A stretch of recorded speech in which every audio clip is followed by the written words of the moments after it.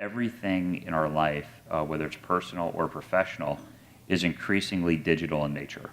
Everything. And it's going to be way more digital in nature in the next 5 years than it was in the last 15. That's the rate and pace of what's happening. The reason for that is cost of compute power keeps going down, right?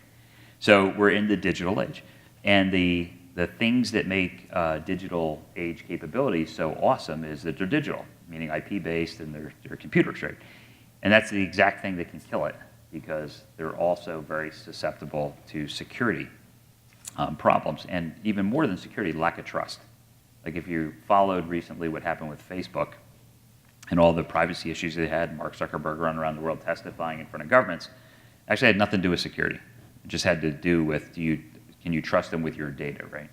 And the fastest way to lose trust of your customers, if you're a business or if you're a government, right, is a security problem.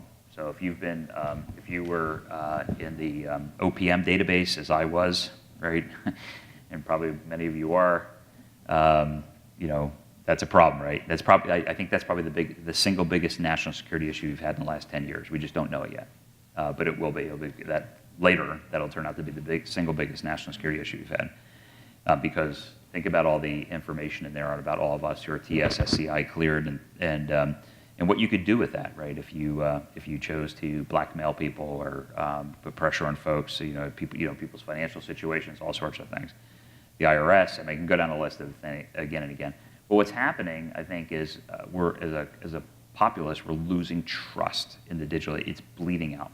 Every time you get one more high-profile breach or it happens to you, you trust the system a little less. And the Department of Commerce did a really interesting study about 4 years ago in this when they did a survey, went around the United States and did a survey and said, is the use of online banking, financial services, just online financial services and online healthcare rising or declining?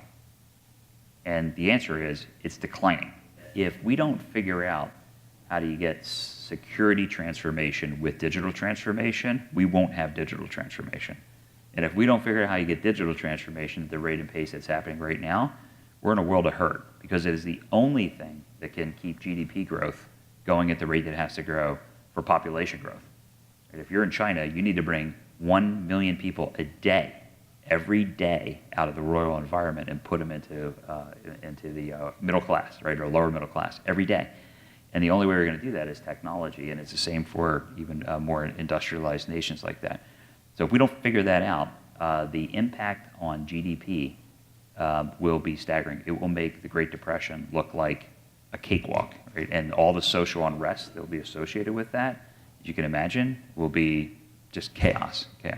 So it truly, I think, really is existential. And if I could keep going on one other point, because there's something that's being discussed right now that I'm actually leading as part of the National Security Advisory Council, which I sit on for the president, for the Obama administration, now the Trump administration. I'm chairing the concept of a cybersecurity moonshot, which is the key off of Kennedy's moonshot, which was, we're going to go to the moon and bring a man back and alive, right, by the end of the decade. And the idea of the cyber moonshot is we're going to make the internet safe in 10 years.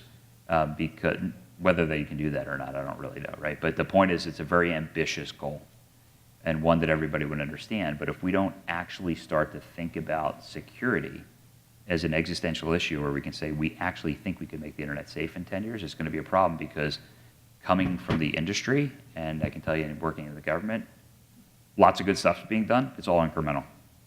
It actually doesn't matter, at the big picture, right? And if we don't think about things entirely differently as a nation about, are we going to own quantum computing or not? What are we going to do about our education system? If we actually want to make the internet safe and take this as an existential threat, what will we do with STEM education, right, in this country? We would do things entirely differently.